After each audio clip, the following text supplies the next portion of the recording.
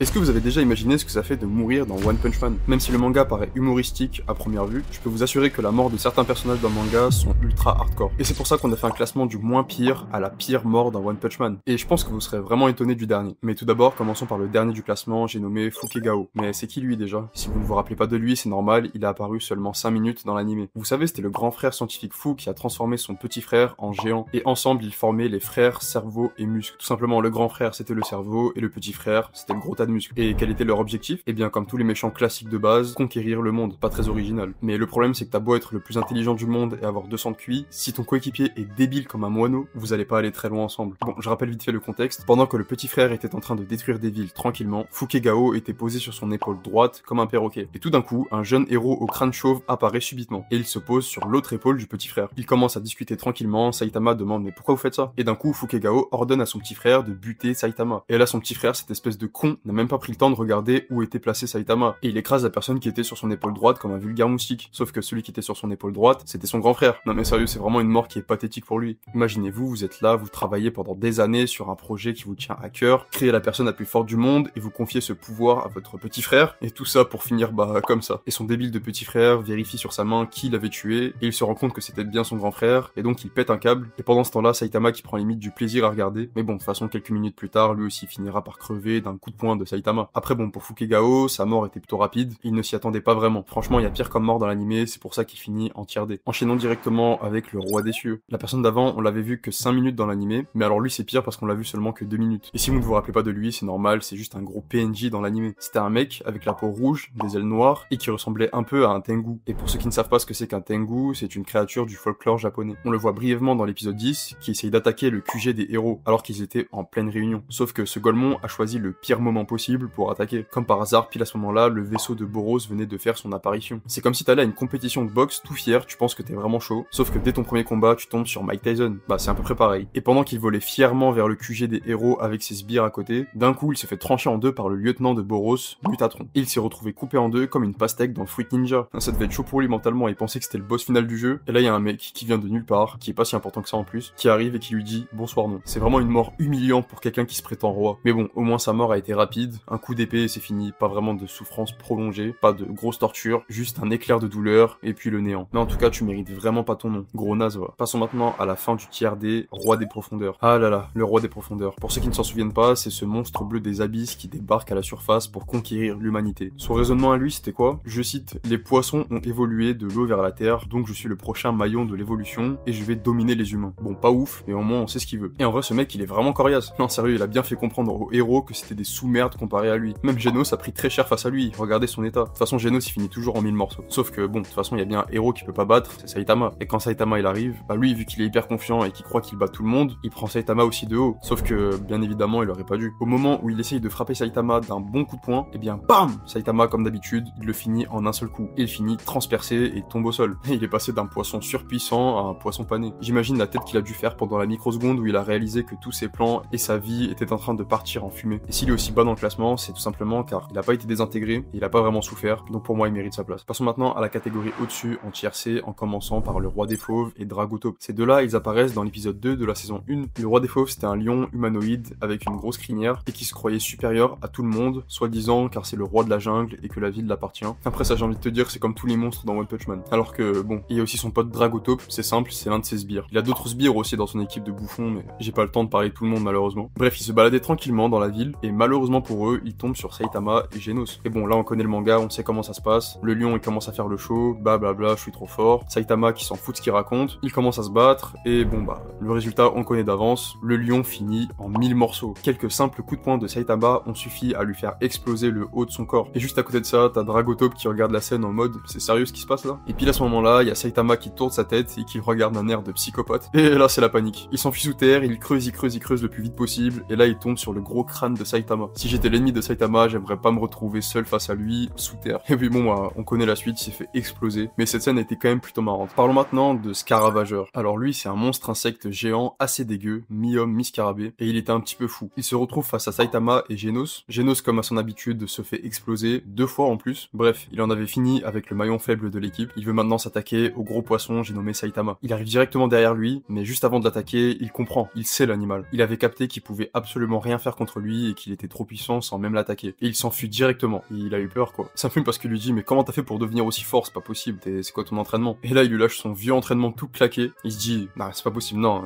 j'ai dû me tromper quelque part. Bon allez je vais vraiment l'attaquer, là sérieusement, je vais le buter. Sauf qu'il aurait vraiment dû se fier à son instinct primaire, et il se fait éclater. Il se fait littéralement exploser, un peu comme le lion juste avant. Sauf que là c'est pire parce que c'est vraiment tout son corps qui explose. Et le pire c'est que Saitama il s'en battait les couilles totalement. Il l'a frappé limite sans faire exprès, tout ça parce qu'il avait oublié de faire une brocante ou je sais plus quoi. Mais bon, au moins sa mort elle était rapide, un coup et pouf, plus de scarabée. Il a pas énormément souffert non plus. Bon, enchaînons directement avec Mousse Métique. Si vous vous rappelez pas très bien, c'était elle, la meuf moustique qu'on voyait au début de l'anime. Et en vrai elle était plutôt forte. Elle a buté pas mal de héros de classe C et B sans aucun souci. Et à un moment elle arrive même à se battre contre Genos. Et puis bon, Genos comme à son habitude se fait encore éclater. Il était à deux doigts de s'auto-détruire encore. Et puis à ce moment-là, Saitama vient et lui met une grosse claque dans la gueule. Et boum, son corps explose sur le bâtiment en face. En fait ça me fume parce qu'elle est morte en se prenant une claque comme un enfant. Elle était là à faire son long discours sur ces putains de moustiques. Les moustiques ont évolué pendant des millions d'années, blablabla. Et là bim, grosse claque dans sa gueule. Allez, ferme-la, au suivant. Allez, passons maintenant à Crabotor. Lui c'était le monstre crabe qui était en slip. C'est celui aussi qui a fait une cicatrice à Saitama quand il n'avait pas encore ses pouvoirs. Et franchement ce mec, c'est l'un des antagonistes les plus importants de la série quand on y pense. Sans lui, Saitama n'aurait peut-être jamais décidé de devenir un héros. Enfin, je sais pas ce que vous en pensez, dites-le moi dans les commentaires si je me trompe. Et rappelons vite fait le contexte. En gros, il y a un garçon avec une tête de cul qui lui a dessiné des tétons sur son torse. Sérieusement, c'est la raison la plus stupide pour devenir un monstre tueur. Et Crabotor a réussi à retrouver l'enfant qui lui avait fait des tétons sur son torse. Et à ce moment-là, il n'a qu'une seule envie, c'est de le buter, tout simplement. Sauf que là, il y a Saitama qui n'était pas encore un héros et qui lui dit mais mec, tu peux pas faire ça, c'est encore un enfant. Mais le gros crabe, bah il veut rien savoir, il veut le buter dans tous les cas. Saitama courageux s'interpose et se bat contre lui. Bon, il se fait éclater, mais à ce moment-là, c'est normal, c'est encore un simple humain. Mais lors d'un coup de poing mal placé du crabe, il saute sur lui directement. Il réussit à attraper son œil et lui arracher tous les organes de son corps au passage. Et franchement, c'était pas très beau à voir, ça devait faire super mal au passage. Et en vrai, c'est plutôt gore, mais la manière dont c'est dessiné et dont c'est réalisé, ça choque pas vraiment en fait. Mais en tout cas, comment il est mort, franchement dégueu. Et après ça, on retrouve le groupe des chauves-sourires. J'ai failli les oublier ceux-là avec leur chef tête d'enclume. Ce gang de crânes chauves voulait créer une utopie où les gens auraient pu gagner de l'argent sans travailler. Quel rêve magnifique. Être payé à rien foutre. Le problème, c'est que tout le monde s'en battait les couilles de leur manif. Et du coup, pour se faire comprendre, ils ont décidé d'attaquer la personne la plus riche de la ville. Sauf qu'un mec qui a beaucoup d'argent, ce qu'il peut faire, c'est recruter des personnes qui sont compétentes pour tuer. Et c'est ce qu'il a fait en recrutant Sonic le foudroyant. Et Sonic, bah il a très bien fait son travail, un peu trop bien même. Il a littéralement décapité tous les membres des chauves-sourires un par un, comme s'il coupait des légumes pour une salade. La dernière chose que ces pauvres types ont vu, c'est probablement la lame de Sonic qui se rapprochait à toute vitesse de leur cou. Non sérieux, ça a pas dû leur faire du bien du tout. Et le pire, c'est que tout le gang meurt, sauf le chef, tête d'enclume, qui a réussi à survivre et qui s'est enfui. Et juste après, il croit Saitama et il se fait encore humilier une fois de plus. Ah dis donc, c'était pas sa journée. Mais au moins il est vivant, pas comme ses sbires. Passons maintenant directement à la catégorie au-dessus, en commençant par Suiryu. Bon, je sais ce que vous allez dire, ne commencez pas à m'insulter dans les commentaires. Oui, je sais, il n'est pas mort. Mais j'ai quand même décidé de le mettre dans ce classement pour une raison qui est simple. Ce mec s'est fait tellement torturer qu'il aurait préféré mourir. En vrai, Suiryu, il était plutôt chaud, il se débrouillait plutôt bien en arts martiaux, et il était plutôt arrogant comme mec. Et regardez la transition quand il s'est battu contre Bakuzan version monstre et Guketsu. Les deux là, et surtout Bakuzan, ils l'ont vraiment torturé. Il s'est vraiment défoulé sur Suiryu, il lui a cassé tous les os de son corps. Non, c'était chaud pour lui, carrément, il était tellement en souffrance qu'il criait à l'aide. Et passons maintenant à la personne suivante. Ah bah tiens, comme par hasard, Bakuzan monstre. Et bien du coup, pas besoin de rappeler le contexte. Pendant qu'il était en train de se défouler sur Suiryu, et qu'il était sur le point de l'achever, Saitama arrive comme un héros. Il avait entendu l'appel à l'aide de Suiryu. Saitama, toujours un mec chill comme à son habitude, commence à discuter tranquillement. Et Bakuzan, lui, il commence à s'exciter, il commence à l'attaquer directement, il lui met plusieurs coups, bon, ça ne fait absolument rien à Saitama. Et puis bon, ça commence un peu à le saouler, il lui a mis un coup de poing, simple, et pareil, la moitié de son corps s'est fait exploser. Ah, ça devait être la déception pour Bakuzan, juste avant de mourir. En humain, il était nul, et ben en monstre, il était nul aussi. Bon, passons maintenant à Mâchoire. Pour ceux qui n'ont pas lu les scans, Mâchoire, c'est un monstre lieutenant de l'association des monstres avec un niveau de fléau dragon. Il a des super grosses dents et une mâchoire qui peut broyer presque n'importe quoi. Et dans un combat contre les héros de classe S, dont Purpore et Master Marcel, Mâchoire essaye de les dévorer, mais ils résistent de toute leur force. Et après, il y a Genos et Ben qui se joignent à la partie, et c'est là que ça commence à partir en couille. Les héros réussissent à mettre dans le mal Mâchoire, et en plus, il va se faire trahir par son coéquipier, Commandant Chum, ce qui ne va pas du tout apprécier. Il va du coup finir par manger son pote, Commandant Chum, sauf que ce dernier va littéralement détruire son estomac de l'intérieur. Et du coup, bah, il finit par exploser de l'intérieur. Enfin,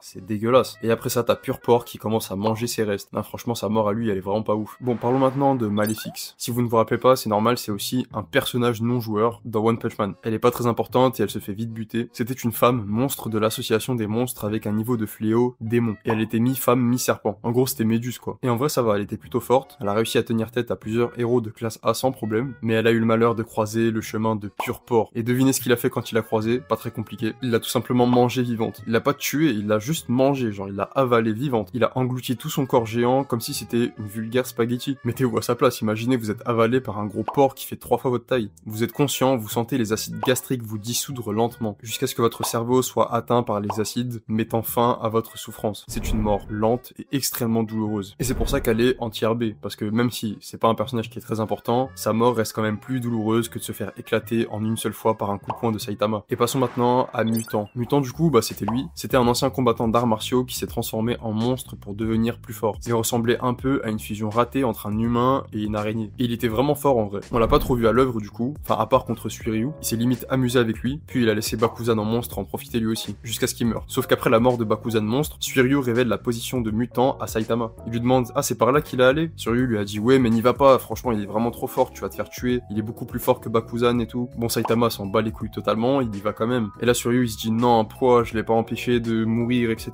Il va crever contre lui. » Et là qu'est-ce qui se passe? La tête de Mutant qui arrive directement face à Suiryu. Juste sa tête coupée. Alors on sait pas trop ce qui s'est passé là-bas, mais Saitama il a vraiment dû lui faire du sale. Surtout pour ramener la tête coupée comme ça devait pas faire du bien. Ce qui est sûr c'est que Suiryu quand il a vu ça, il était choqué. Il était perdu le pauvre, il comprenait rien à ce qui se passait dans sa journée. On passe maintenant un cran au-dessus en tier A en commençant par notre cher Genos. Et oui dans les scans c'est chaud pour lui. Ce pauvre cyborg n'a jamais eu de chance dans sa vie. Bon déjà il est mort quand il était adolescent. Ensuite Professeur Kido a réussi à le réanimer et à le transformer en cyborg. Et en cyborg il se fait éclater la face par tout le monde. À chaque fois il a deux doigts de mourir complètement et de s'autodétruire. Même si c'est un personnage qui est stylé, sa vie n'a pas dû être facile. Et en vrai c'est que en cyborg il est vraiment chaud, hein. Il est super puissant. C'est pas pour rien qu'il est en classe S. Mais ça n'empêche pas de se faire démonter à chaque fois. Et un jour il se retrouve face à Cosmic Garou. Bon je pense que vous connaissez, mais Garou c'est le type aux cheveux blancs qui devient de plus en plus puissant au fur et à mesure du manga. Et quand il atteint le mode cosmique, il devient littéralement un demi-dieu. Genos tente de l'affronter et le résultat il était prévisible. Il s'est fait littéralement déchiqueter, arracher le cœur et réduire en tas de ferrailles inutiles. Mais le pire dans tout ça c'est qu'il était conscient pendant que ça se passait. Il a vu son propre corps se faire démanteler et n'a rien pu faire pour en empêcher. Je sais pas s'il sentait la douleur, mais en tout cas ça devait être vraiment atroce. Mais bon après ça va mieux pour lui donc tranquille. Passons maintenant au seigneur Boros. Lui c'est le seul mec qui a fait un peu suer Saitama pendant l'animé. Ce mec c'était vraiment un cheat code. Il était hyper puissant, il pouvait détruire des planètes entières d'un seul coup. Cette espèce de cyclope avec la peau bleue et les cheveux roses a débarqué sur la Terre avec son vaisseau spatial géant. En fait il s'amusait à chercher planète après planète un adversaire qui serait en mesure de lui offrir un combat incroyable. En vrai c'est pas mal, il a fait le tour du monde. Ce qui est fascinant avec Boros c'est son histoire. Il a voyagé à travers l'univers pendant des décennies, peut-être même des siècles, juste pour trouver un adversaire digne de ce nom. Il était tellement puissant qu'il s'ennuyait à mourir, exactement comme Saitama. Sauf que justement, quand il a rencontré Saitama, il a cru avoir trouvé son égal. Sauf que non. Ils ont commencé le combat, et il pensait un moment avoir l'avantage sur lui. Il a utilisé toute sa puissance, a même sacrifié sa durée de vie pour lancer une attaque capable de détruire la planète entière. Et puis, Saitama, il l'a éclaté. Encore une fois. Sauf que là, c'était pas juste un simple petit coup de poing, là, c'était vraiment un coup sérieux. Et un sérieux coup de poing de Saitama dans le bide, ça doit faire vraiment très très mal. Boros s'est littéralement fait désintégrer, réduit à l'état de poussière. Et le pire, c'est qu'il était encore conscient après ça, juste assez longtemps pour réaliser qu'il avait perdu et qu'il allait mourir. Il a même eu le temps de faire un petit discours sur le fait que Saitama n'avait même pas utilisé toute sa puissance. Quelle déception pour lui quand même. T'es le mec le plus fort de l'univers, enfin tu le penses en tout cas. Tu voyages pendant des siècles pour trouver un adversaire qui est digne de toi, et quand tu le trouves enfin, il te bat mais sans forcer. En tout cas, force à lui, il nous a offert un combat digne de ce nom. Passons maintenant à Dracul. Dracul, on l'a pas encore vu dans l'animé, c'est surtout dans les scans. C'est un vampire hyper puissant qui a affronté Zombie-Man. Ce combat a été épique, et le problème c'est que les deux sont quasiment immortels. Leur combat c'est un peu un match de tennis qui ne finit jamais. Dracul c'était un vampire bizarre au look gothique, des crocs acérés et des pouvoirs de régénération impressionnants. Il pouvait se régénérer après avoir été coupé en deux, en morceaux, décapité, tout ce que vous voulez. Un peu comme Wolverine. Et Zombie-Man c'est exactement la même chose, en pire. Et Zombie-Man c'est pareil, c'est un héros de classe S qui peut se régénérer à l'infini. Et là on se dit